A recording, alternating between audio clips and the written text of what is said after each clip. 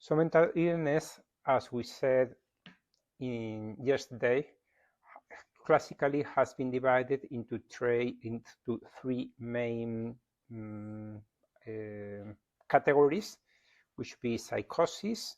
We are not going to speak about that. That is when there are delusions or hallucinations.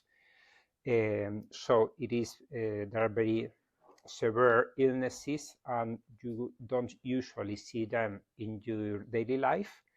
Then we have the neurotic symptoms or the neurotic illnesses, which are basically characterized, or their basic symptoms are depression and anxiety. And now we have the personality disorders. I'm going to speak firstly about what a personality disorder is, and then we're going to take it in a wider, softer sense to speak about people with difficult personalities, even if it is not clearly a pathologic personality. Then remember that our task as spiritual directors or mentors or whatever is not doing a diagnosis that you have an illness in any way. Your task is not to say anyone you have an anemia. Your task might be, wow, I see that you seem a little tired, that you get exhausted at the end of the day, that you climb stairs and your breath is very hard. Perhaps you should need a checkup, a medical checkup. And it is not my problem, we could say, if you have an anemia or an hypothyroidism. The consequence is the same, that you are pathologically tired. So, but I can help you as a spiritual director to say there is something in your life, something in the way you behave that is strange to me. So I recommend you to go to the doctor who has more to see with your symptoms. So a general doctor, so a mental health doctor, and so. This sensitivity is very useful. This is the goal of these classes, not to know specifically what the problem is, but to know that there are problems, and also to foster your common sense, because if you have the sensibility to see this is strange for me, this way of behaving. Okay, so what seems strange usually is strange.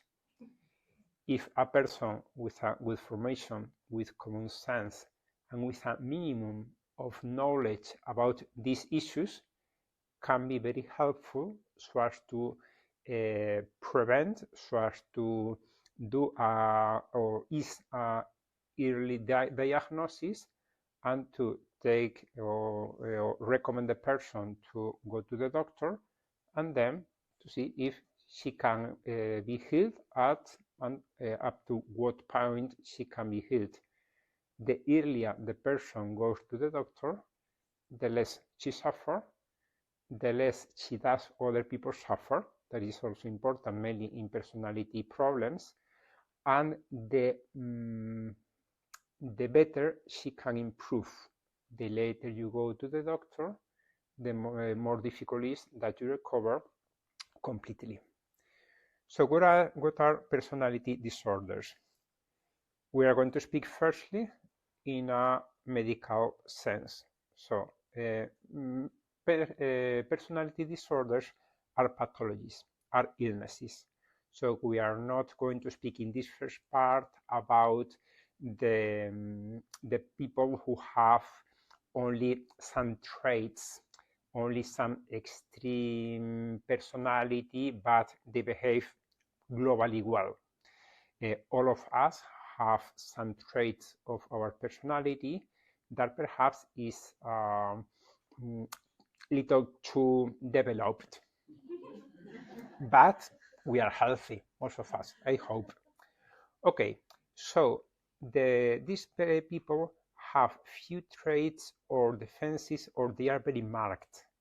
We have all a rich personality, and we can behave in a different way in different circumstances with different people.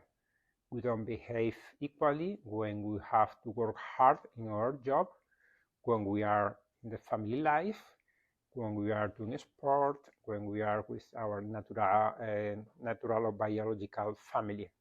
So people with personality disorders tend to have a clearly main personality trait, so their personality is not so rich. And that's why the personality disorders affect the people at various levels, in the job, in the family life, and so. But not in all the levels at the same way, because usually when you can behave more naturally according to your nature is when you are more relaxed. Now I am here, so I am wearing my more or less my most smart clothes because I am teaching a class, and it is normal. Obviously, when I am closed in my room, I don't wear a coat or a cassock. I dress casual, and I don't dress hard shoes, but only how do you say, like the shoe, casual shoes, no? Because it is more comfortable for me and I am more relaxed. In the same way, when we all are in our houses, we tend to behave more casual, more natural, according to our personal naturalness, and so we can show the best but also the worst of our personality. That is why many housewives tell their husbands, or the contrary, the husband to their wives, you bring the worst of you to the house. Everybody in your job tell that you are patient, that you are smiling, and so. Then you arrive home and you don't smile and you shout and you. Why? Because I can be in a certain tension to behave according to the image that I have to give when I am outside my house. When I am in my house, I relax. I don't try to block my defenses, or I do it less, and so you can know me in my core personality. So, and that is for the good and for the bad. So a person with personality disorder is characterized by rigidity. She always puts the same answer with different problems. Remember Maslow's hammer. She only goes with the same answer. Persistence, even if that answer didn't work, because she does not conceive that there are other ways of answering in front of a problem. The consequence is maladaptation. These people cannot adapt, cannot have a normal behavior, or cannot live well in different ambience.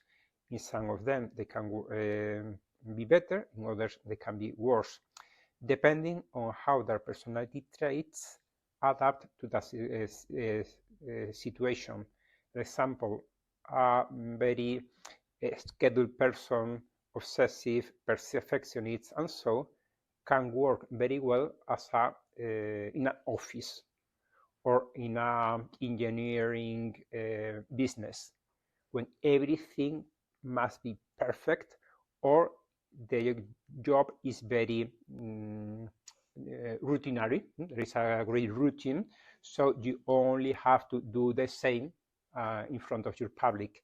Instead, in a family atmosphere in which you need more flexibility, you need different answers, you have to be open to surprise, and so it can be more difficult for him when he must have everything prepared and previewed and all of that. Okay. Then they have difficulty in establishing healthy and stable relationships. And that is the core question, because if you have problem in your office, it is your problem. So there is no problem. But if you have difficulties in your relationships, then your difficulties transcend and go to the other. And not only you suffer, but you make other people suffer. The closer the people are, the more they suffer. The more affectionate the people are with you, the more relaxed the sick people is, and the more they make suffer properly the people that they should protect. So they have difficulty in establishing stable relationships, because the person can be very appealing at the beginning, but after a while the difficulties are discovered and people refuse them, or they cannot establish healthy relationships, because only sick people can follow them. And the easiest example is a very narcissistic personality, strong personality. People who have also strong personality clash with them. So who do follow those people? Weak and dependent personalities. And that is the classic example of a toxic personality. The narcissistic and the dependent. It is also a classic in families.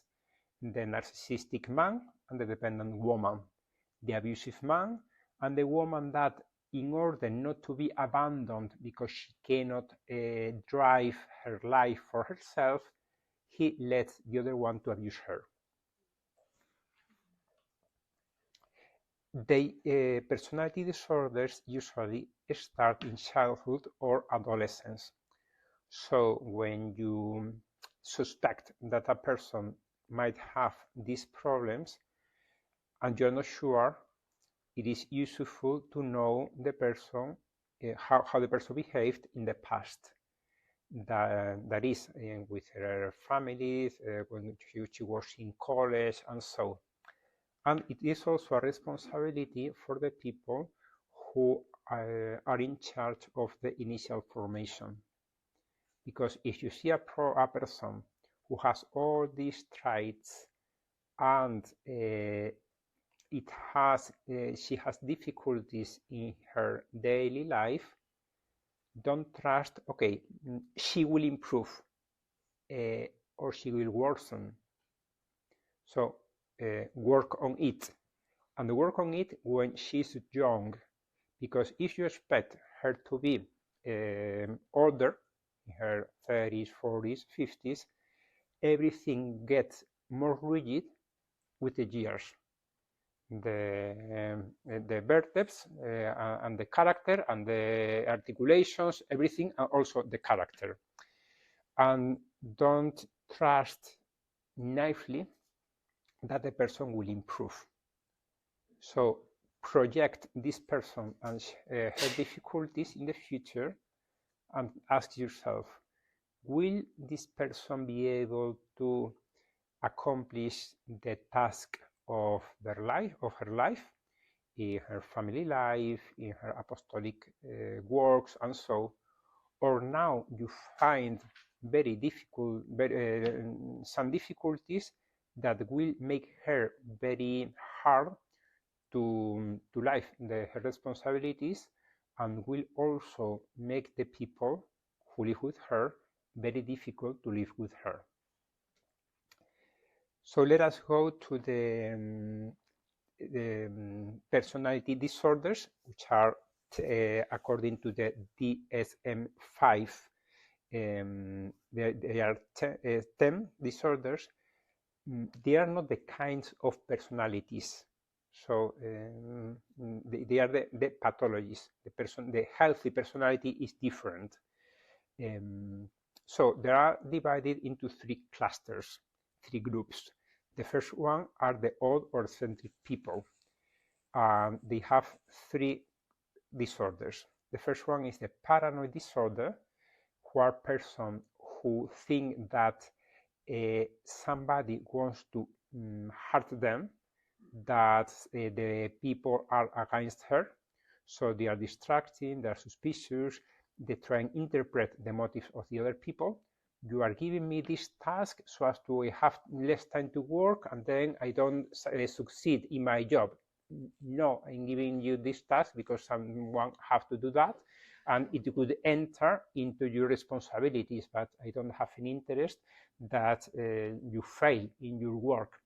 So people who are very suspicious would enter into the paranoid personality. Schizoid personality are characterized for social detachment, so they might seem shy, but a shy person, in a strict sense, is not this schizoid.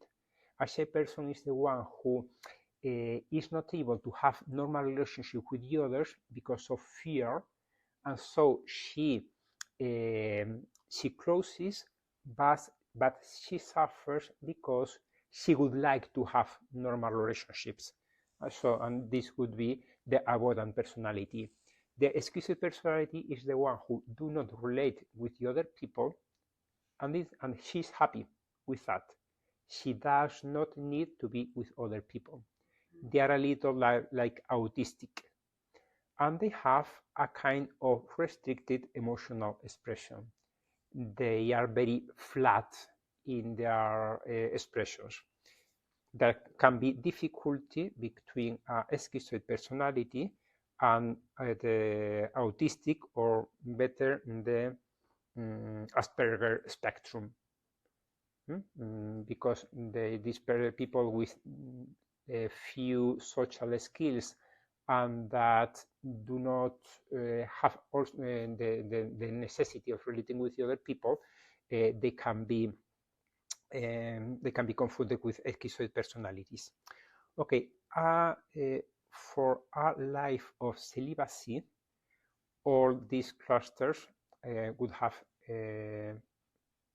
important difficulties to have a life in celibacy and apostolic. Concretely, a schizoid personality for doing apostolate, for showing empathy with the other people, for living in a house with more people, having relationship, interacting, and so would be very difficult. And then a schizotypal personality is a person who has more or less the characteristics of the schizoid, plus some eccentricities, plus interest strange, like interest on UFO, on paranormal activities that can be also into religion. So you can find also schizotypal personalities very interested on the stigmas, on the apparitions, on the extraordinary phenomena, and so I think that during COVID we saw a lot of schizotypal personalities with the conspirationists. There were some worries, very legitimate, about how COVID was dealing, but some people, you say, well, those ideas, those interests, those worries, those interpretations of a world conspiracy to, like the Lord of the Rings, to control every one of us, and so much time that you devote to seek, very focused on what is in the web that confirms your previous worries, and only that, without being open to other interpretations, are very typical of the schizotypal personality. So cluster B, they are the extroverted personalities, the dramatic or the erratic personalities. The first type, first category, could be the antisocial. That is the person who do not have sense of guilt. The person who wants to dominate the other one, who wants to manipulate the other ones. Manipulation means to put in the other people senses, feelings that they do not want, that they do not feel, but she wants to make the other people guilty or inferior, or in some kind of negative feelings. So they use the other people to grow, and they can even find some pleasure in hurting the other people with a sense of guilt. My professor in the university used to say that you can find the antisocial personalities in two structures: in prison and as CEO of great businesses. And we found that during the economic crisis of 2008. And you saw how a lot of people who were the CEOs of these businesses were taking advantage, and they know that their business will fail, and that that a lot of people will lose their jobs and their money. But it was not their problem. They only wanted to earn as much money as possible in the short term. So they were antisocial or psychopathic.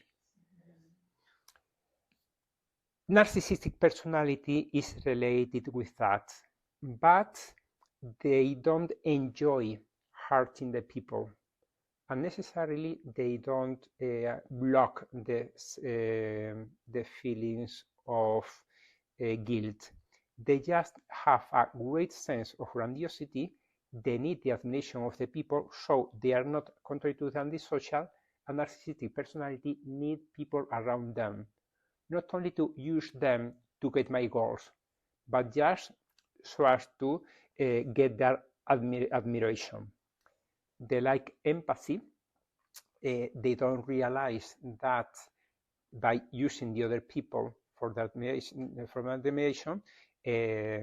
the other people can suffer. The other people have also necessities.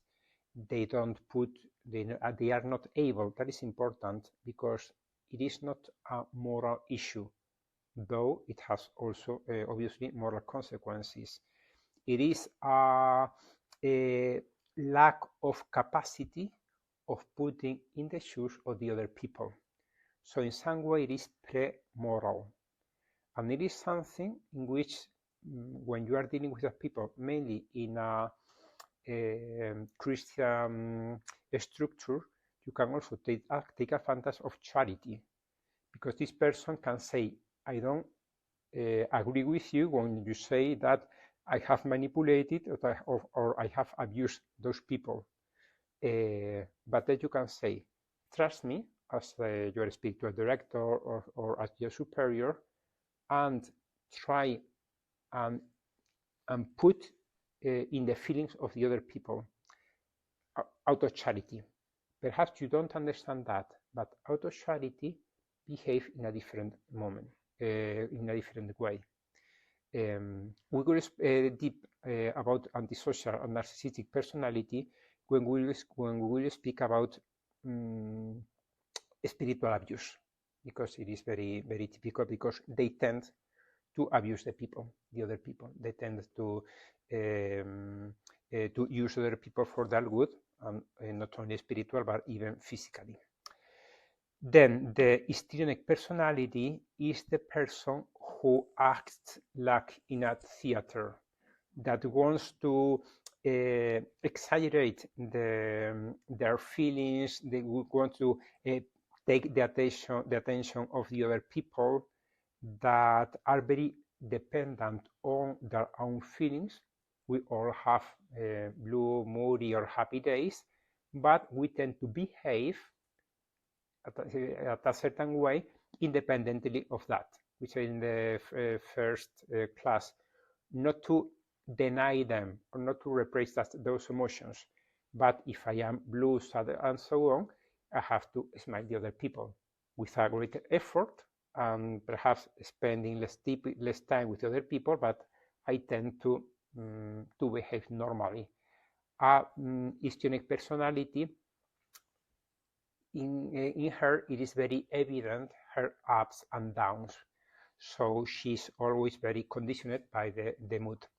And then she tends to catch the attention of the people. I remember one of my colleagues is a little histrionic, perhaps probably not a personality disorder, but it is a clear trait in his personality. And I have realized a couple of times that we are gathering in a meal or speaking in a corridor and so with some people, and then he arrives, and after 15 seconds, we are speaking about him. His problem, his idea, he was not able to enter into the conversation discreetly, asking or realizing what you are speaking about and taking interest on that conversation. But he gets, because he's very friendly also, he gets that everybody, he arrives and then wow, catches the attention. That is typical of histrionic personality. Finally, borderline personality is characterized by ambivalent relationships. That means that people love and hate the same person in the same aspects at the same time. So the principle of contradiction is not very present in her life. So they can canonize or they can condemn a person depending only on a single act. If you made me happy now because I asked you a favor and you did it, so you are perfect. But at the moment that you are not at that level that I am asking to you, then you fall deeply. So they are very demanding from an emotional point of view. They make a lot of tension in the relationships because you are demanding me so much and you are manipulating me, because if I fail, you say, oh, you don't love me, you are not attentive to me, and so well, but I mustn't be attentive to you. I have a lot of more things to do and more people to be attentive to. So, and I am not guilty if you feel bad. So the relationships usually are very unstable because you can, out of charity or for family reasons, so follow her, but at a certain moment you take the distances. You need to take the distances emotionally with all those people. It is very important because, and especially the borderline, they seek the fusion of emotions. They don't respect the alterity. This is you, this is me. I am happy, you are sad. You are sad, I am happy. And I accept that we have different emotions. I want to do that, you don't want. I respect, and so everyone can do her stuff. Instead, a borderline personality looking for fusion is not able to respect. And then she tends to manipulate the other one so as to her to follow her needs, and she has also a great fear of abandonment. That is the key fear of a borderline personality. Usually they have also impulsivity, so it is more frequent in women, and you can see it in girls, in adolescents, the girls who cut themselves as a way of getting pain that confirms my sense of guilt, and also as a relief of the tension. The pain confirms that I must be punished because of something, and then paradoxically, it is a relief for them. Physical pain, emotional relief. You can find personality disorder, but also personality traits in daily life. It is the most severe personality disorder, and it is frequent. It is about 1% in normal population. And they are very disrupting in any kind of dynamic, in job, but mostly on family. There is a classic book about personality disorder that I recommend a lot because it helps to enter into the mind of the people. What is the problem of your mind? What does this, what I have said in 5 minutes, of ambivalence, fear of abandonment, and so if I am able to enter into your operational system, I will be able to not to blame you and also to protect me, to give you what you are asking me as long as I can without damaging myself. So the title of this book is Stop Walking on Eggshells, because the author says that when you are with a personality, a borderline personality, it is like walking on eggshells, trying not to break anything. So you have to be very cautelous, and you have to measure a lot what you say, what you don't say, when you have to force yourself, when you have to let her alone because she needs to be alone.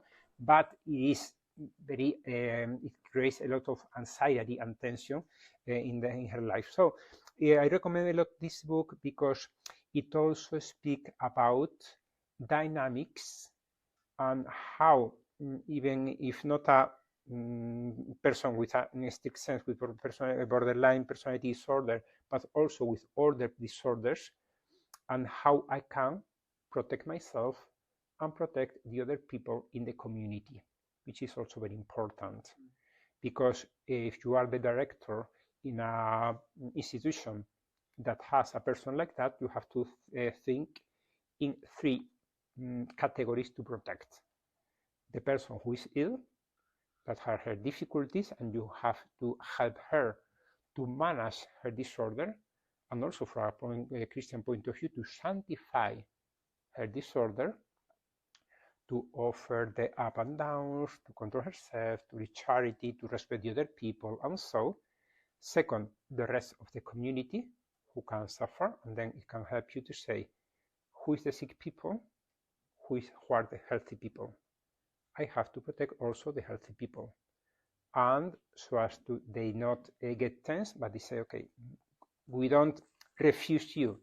On the contrary, we have to accept you and integrate you. But we are not going to worry because of your ups and downs. We have to live independently on you. And we have to act as if we didn't hear some of her demands or comments or shouts or whatever.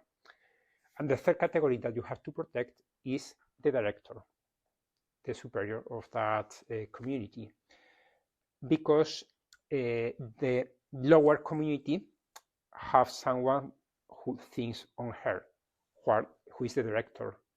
But the director, who is the responsible, can feel very alone. And she hardly can find that company and trust and relief speaking with the other people because she's the director. So she needs someone, perhaps someone in the community with which she has trust and she can speak and she can relieve. But perhaps she needs somebody out of the community to speak to. A friend, the spiritual director, but not a spiritual director, because spiritual direction only works in Act 2. So it is very institutional and structured. What we need when we are worried is not a spiritual director to speak for 10, 15 minutes or an hour. Well, no, I need a friend to have a coffee, a beer, and then to be able to speak and to get feedback or not feedback, only an ear that listens to me. Then we're going to quickly to the other three personality disorders, who are the avoidant. We have spoken about her. That is the person who has few social skills. She feels very inhibited. She would like to be with other people, but she has fear to be abandoned or refused. So she closes in herself, but she suffers. Instead, the dependent has the same difficulties, but she decides not to be alone, but to be linked to a person, even if that person is abusive. Someone who takes the decisions for me. And finally, the obsessive compulsive personality is the rigid, perfectionist, order people who want to have everything under control. This cluster C can be very frequent in a Christian ambient because they seem to be docile, they seem to be very obedient, and then they can follow institutions, and mainly an institution who is very structured. This is very appealing for a person who is insecure, which is the core of all the cluster C personality disorders. The introverted, they are called the avoidant, dependent, and obsessive compulsive personality, because a structured ambient takes from me the necessity of taking decisions, supports me at the point that I don't have the needing of supporting myself. The problem is the same that we have spoken. Take them when you are young. If a person very young has not enough autonomy for taking her decisions, and so attention, because when she will be 40, she will try and ask other people to support her, to take decisions for her, and so when it could be just the opposite. She would be able to support, to be of help, and to help other people to take decisions. Let's go to some ideas to help those people. First, distinguish psychology and interior life. Do not psychologize everything. Your problem is a personality trait. Your problem is biography.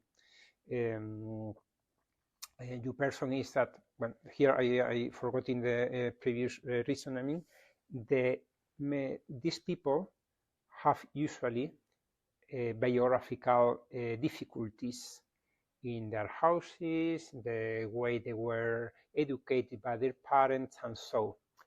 And usually they want to avoid the harm that they suffered. So that book that I spoke before, the Don't Walk on Eggshells, speaks about that. These people are trying not to suffer. The avoidant person wants not to be abandoned, so she gets out of social relationships.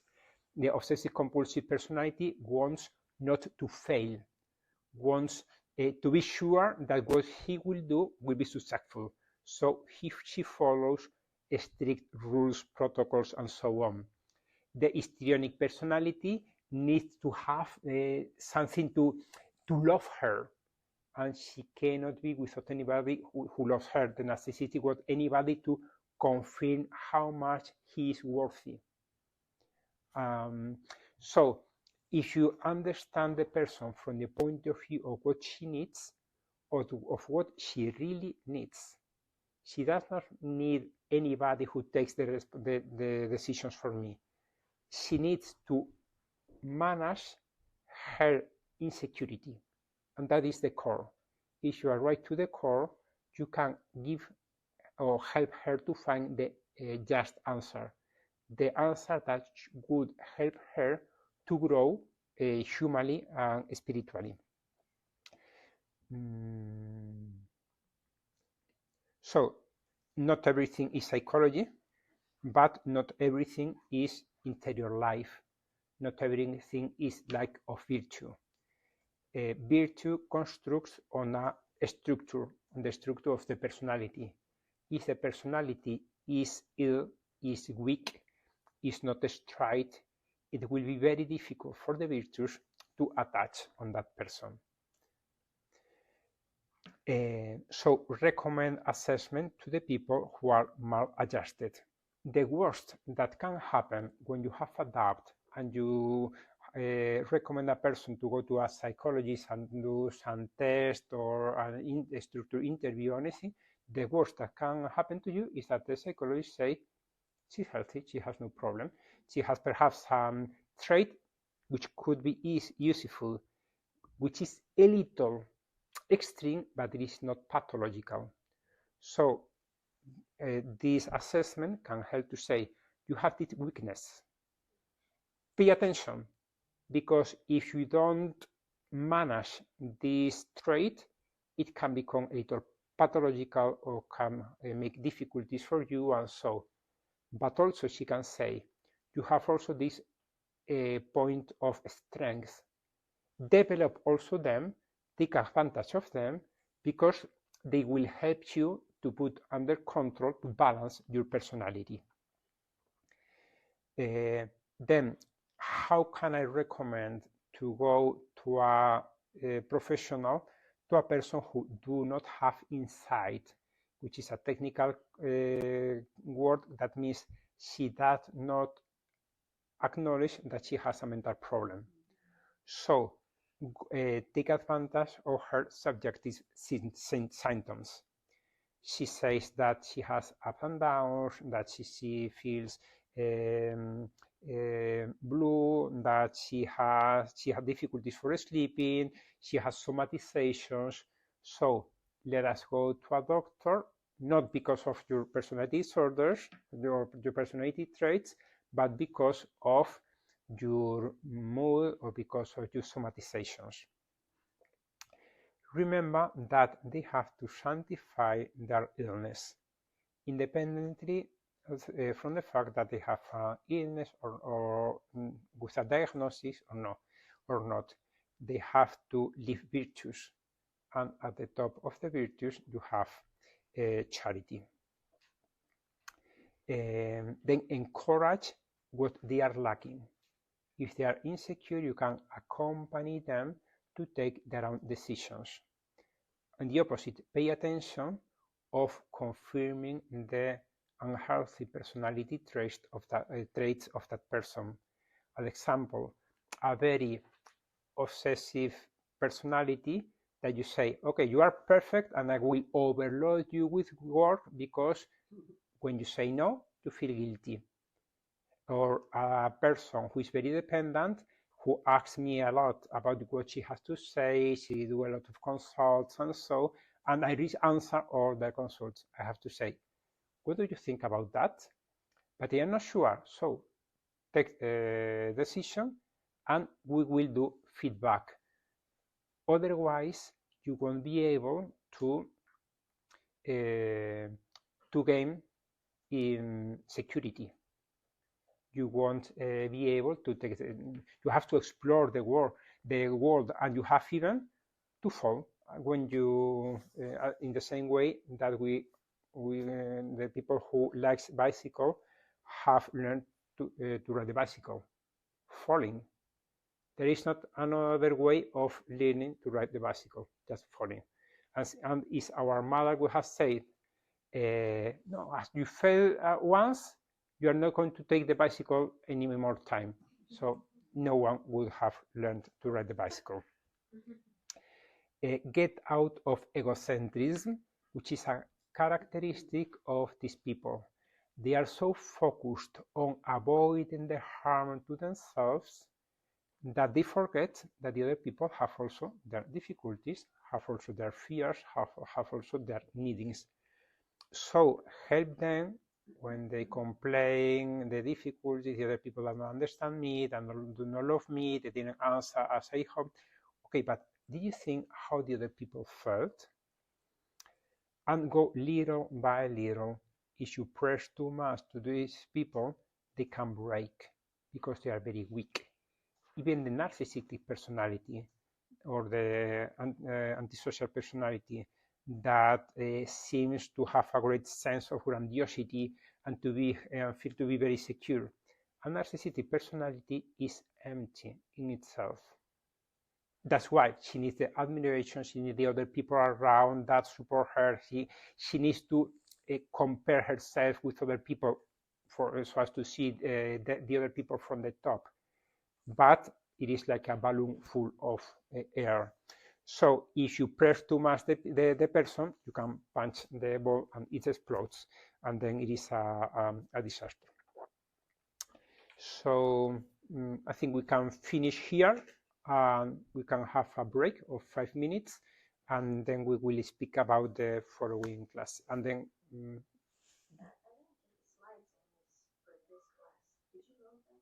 No, I didn't. Not yet, because I put them also this morning and I forgot. Like an assessment or an evaluation, like would you recommend like a psychiatric evaluation or a psychological evaluation? Personality disorders, better, well, it could be the same, because nowadays a psychiatrist and a psychologist work in a team, and a psychologist have a psychiatric reference and a psychiatrist have a psychological reference. The thing is that personality disorders do not improve with medication. They need mainly psychotherapy. And psychotherapy, as we said, we need a psychiatrist with those studies or a psychologist with clinical experience, because psychology is very wide. Psychology is also for personality issues in a business, is also for a school, for learning difficulties, and so. When you are speaking about personality disorders, you need a clinic psychologist. So, person who specific training. And wait, personality disorders are not genetic. Is that correct? There is a genetic influence. You gain points, you can say, because of your DNA, but also because of your education, but also because of the ambient that you have followed, and environment, and also because of your free decisions. And this is also very important, because we are not a slave of our circumstances. And if a person with narcissistic traits takes the decisions of thinking on the other people and being detached of her short-term needs, she will be able to manage a little bit her personality. When is this their personality or like their character versus like an illness? I don't know if I'm explaining, because I find that, I mean, everybody kind of falls into one of these in some way, you know, like not obviously not the extreme, but we all have our weaknesses.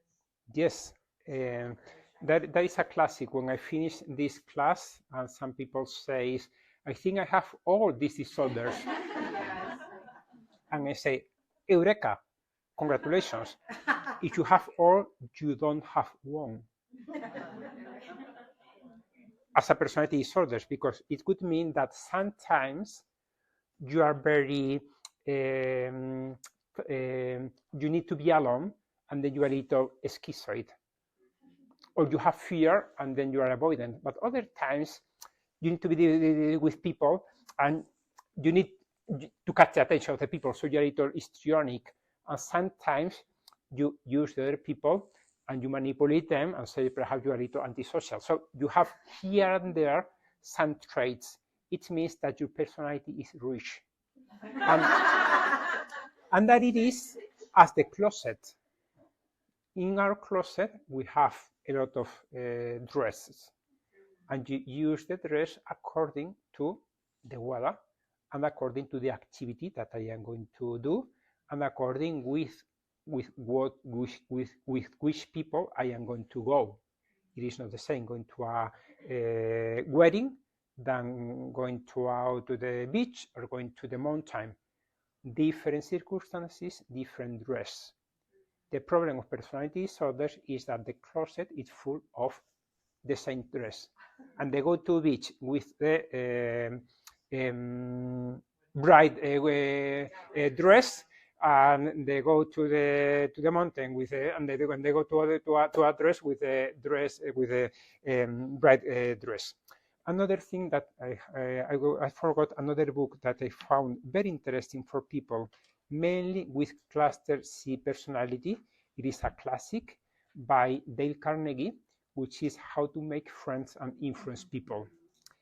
I resisted to read the book because I thought it was the typical American bestseller that wants to, because also the title is manipulative, no? How to influence people. No, I don't want to influence people, I want to have friends. But he has, even I would say, a good basis of anthropology, And he repeats a lot of time, I'm going to teach you social skills, but you have to